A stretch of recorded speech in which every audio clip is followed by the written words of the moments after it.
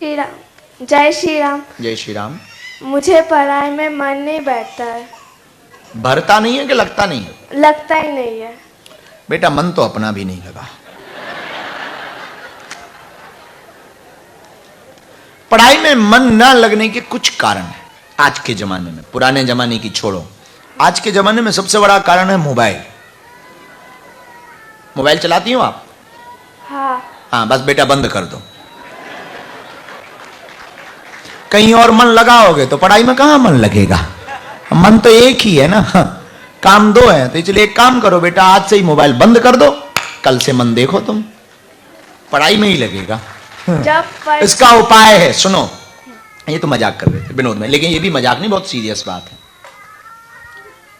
पढ़ाई में मन ना लगने का कारण बहुत से विद्यार्थियों की सबकी ये शिकायत होती है, जब तक जोश और जुनून अंदर नहीं होगा, जब तक लक्ष्य पाने का जोश आपके अंदर नहीं होगा, जब तक मंजिल प्राप्त करने का जुनून नहीं होगा, जब तक अपनी क्लास में अव्वल आने की हट नहीं ठानोगी, तब तक मन नहीं लगेगा।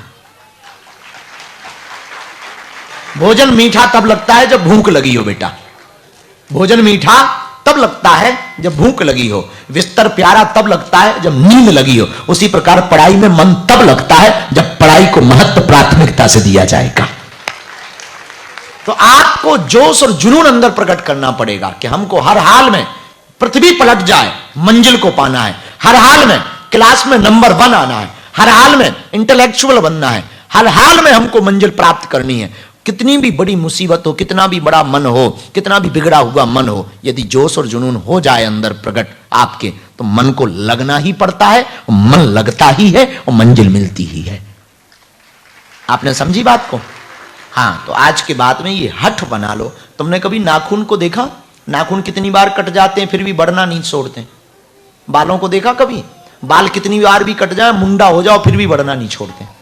तो जब ये दोनों लोग अपनी हट नहीं छोड़ते, तब आप पढ़ना क्यों छोड़ देते हो? जैसे ये दोनों हटीले हैं, वैसे आप भी हट पकड़ लो कि हर हाल में हमको अध्ययन करना ही करना। इसके लिए आध्यात्मिक उपाय है, रोज थोड़ा सा हो सके आप भ्रामरी प्राणायाम कर लिया करो, सूर्य भगवान को अर्घ दिया करो। किसको?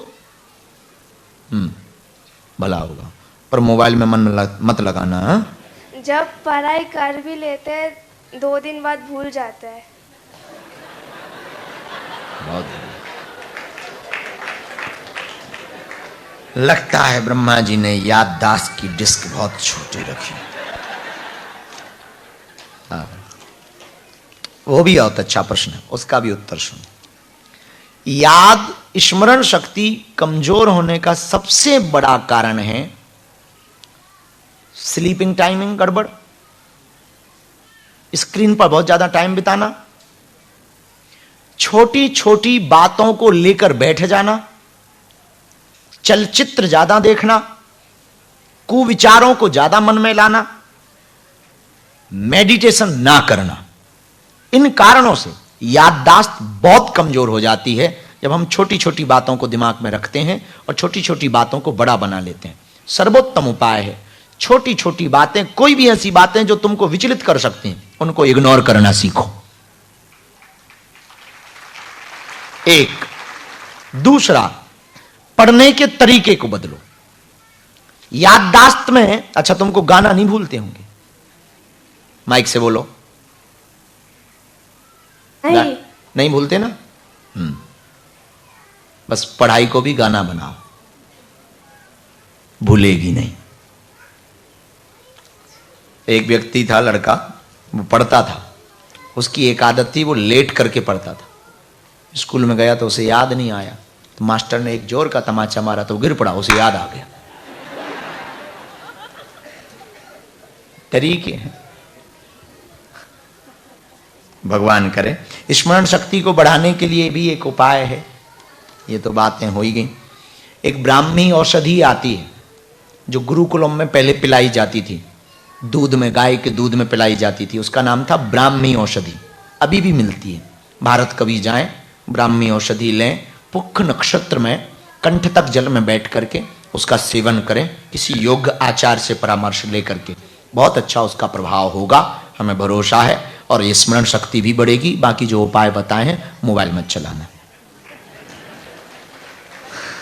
मैं उधर आके आपका पैर छू लूं?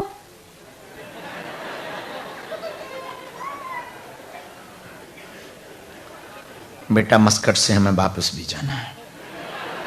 कल के दिन तुम कहोगे गुरुजी अब पटकी दे दो, हम यहीं से तुम्हें आशीर्वाद दे रहे हैं। खुश रहे बेटी, आरती में आ जाना बाद में, ठीक है? प्रणाम। बेटियों से प्रणाम नहीं करवाते। जय श्री राम। कोई एक आध और दे दो भाई। ये चश्मा जो सिर पर रखे खपड़िया पे माता जी, नहीं चश्मा रखे रहो, अच्छा लगता है।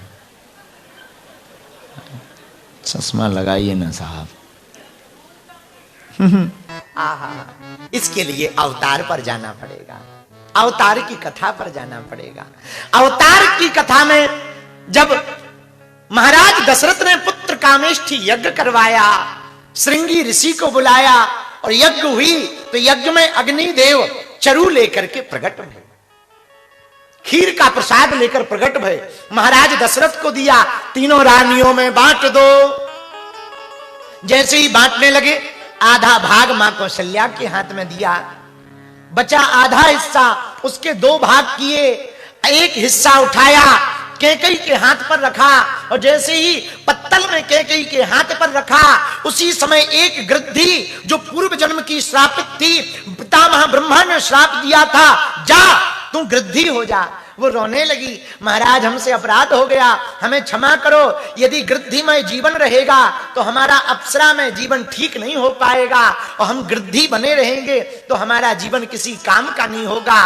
पितामह ब्रह्मा दयालु थे, उन्होंने वरदान दिया, चिंता मत करो, ये तुम्हारा स्वरूप तब नष्ट होगा जब त्रेता युग में तुम कैकेयी के हाथ के खीर के पात्र को उठा करके वेंकटाचल पर्वत पर विराजमान अंजना माता के हाथ में जाकर के ठीक से पहुंचा दोगी, तब तुम्हारा यह स्वरूप चला जाएगा।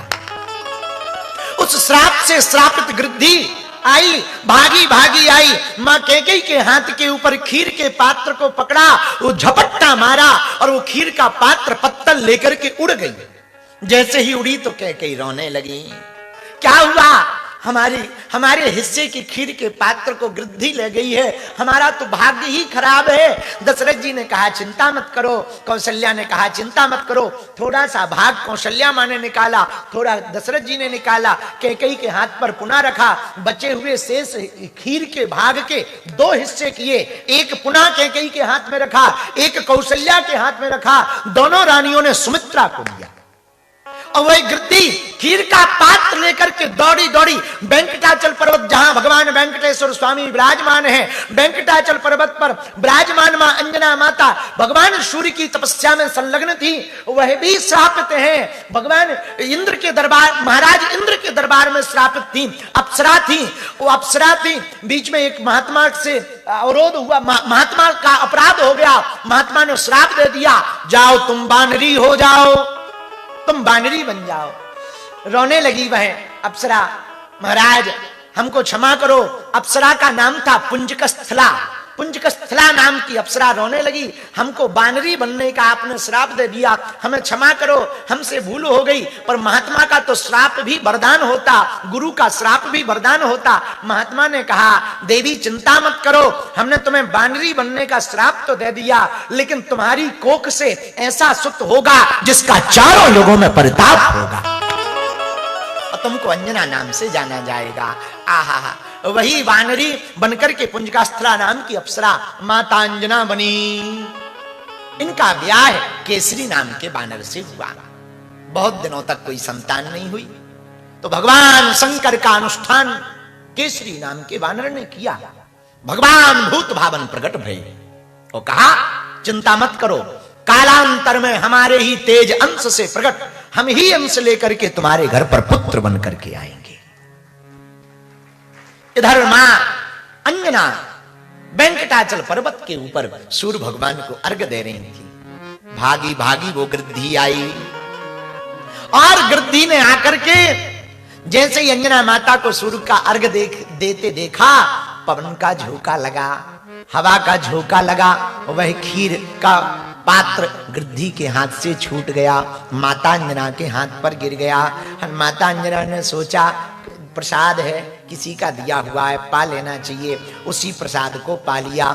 उसी प्रसाद से राम जी प्रकट उधर हुए, उसी प्रसाद से हनुमान जी प्रकट हुए। इसलिए राम जी ने कहा तुम मम प्रिय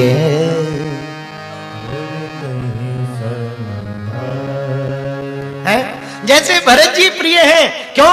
कैकेयी के हाथ का प्रसाद है। तो कैकेयी नंदन कौन है? भरत। कैकेयी नंदन भरत हैं और उसी कैकेयी माता के हाथ के प्रसाद को माता अंजना ने पाया। तो राम जी ने कहा तुम मम प्रिय भरतहि सम रघुपति कीन्ही। जैसे भरत जी हमें प्रिय हैं, हे हनुमान जी तुम भी हमको प्रिय हो। बोलो सीताराम, जोर से बोलो। ये 3 कारण। चौथा कारण सुनिए, हनुमान जी क्यों प्रकट हुए।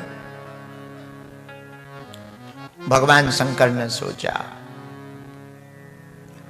राम जी का अवतार होने वाला है, नारायण नर बनकर प्रकट होंगे, हमको भी जाना चाहिए। नारायण नर बनेंगे तो हम क्या बने? शंकर जी सोचो, यदि हम भी नर बन गए तो सेवक और स्वामी समान हो जाएंगे। तो भगवान शंकर ने विचार किया, यदि नारायण नर बनेंगे तो हम बानर बनेंगे।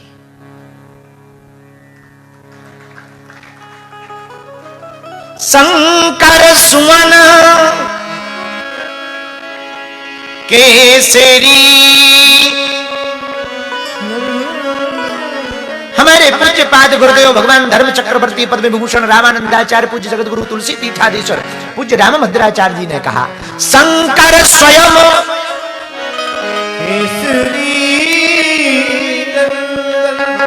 तेज प्रताप। भगवान शंकर जी ने विचार किया राम नारायण यदि नर बनकर प्रकट होंगे तो हम क्या बनेंगे? बानर। अब शंकर जी पहुंच गए पार्वती जी के पास में। गौरा अपनो संभालो परिवार, अपन तो बंदर बनेंगे। गौरा अपनो संभालो परिवार, अपन तो बंदर। तो पार्वती जी बोली हम क्या करेंगे? तुम गजानन की करियो उसार। उसार मतलब देखभाल। तुम गजानन की करियो उसार। आप क्या करोगे? हम तो पार्वती जी बोली